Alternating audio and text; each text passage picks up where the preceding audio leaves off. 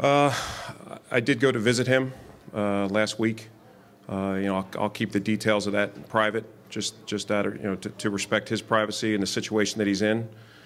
But other than that, we're also just in general terms with that time of year with players. There's not a lot of communication. That the conversations cannot be football based. But I just wanted to go visit him and see how he's doing and let him know that we're proud of him for the decision he made to go in, and obviously he has our full support. I did not. I mean, I knew that our players from time to time, some more than others, would be out and about, but I didn't know that there was a problem, certainly one that was that serious.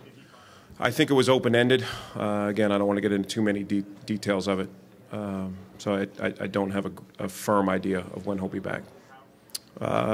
Again, to respect his privacy, he's in a much better place now than he was before he went in, and he's very determined, to come out of it in a much better way.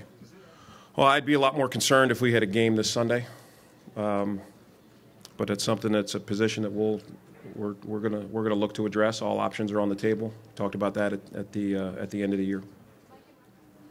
With him in year one. Again, I'm not into hindsight and woulda, coulda, shoulda with that. What regrets we have. We coached him to the best of our ability as a coaching staff, and that there were some issues that at the end of the year he felt he needed to address, and he went ahead and stepped forward and said, "I need help," and went ahead and initiated it. He'll be treated as we treated him before. He'll be one of our 90 players in the spring. And we'll go from there. The hiring of Kevin O'Connell, I know a lot's been made of that, but we know Kevin will do a great job with all of our quarterbacks, holding them accountable, not just working on their technique, but implementing the scheme. And we're confident not just Johnny, but all of our quarterbacks will make great strides under John DeFilippo and under Kevin as their coach. I think we had the information that everybody else in the league had.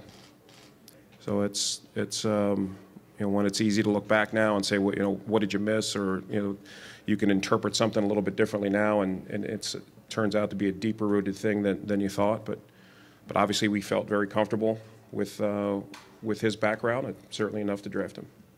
Well, I think there's a danger in that if you just say, hey, listen, we're only going to add players to our roster that are in the National Honor Society and in the school choir, and there's a danger to that. I mean, you look across the league. I mean, it's not just the league; it's society in general. It's rare that you're going to have somebody that just has impeccable, clean character, and it's all risk reward. You got to weigh it, just as every team. It's one of the reasons we're here doing these interviews, and we've had some players that have had some issues, and you look to learn from it.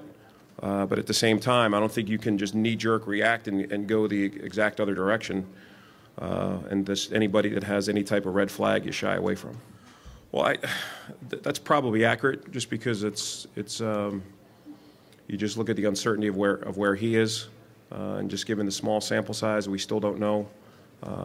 Based on what he was going through, whether or not he is that answer. I just think there's too much unknown. Like I said, I'd obviously be scared if we had a game this weekend, but it's a position we're well aware of where our depth chart is, and we'll certainly look to address here in the coming months.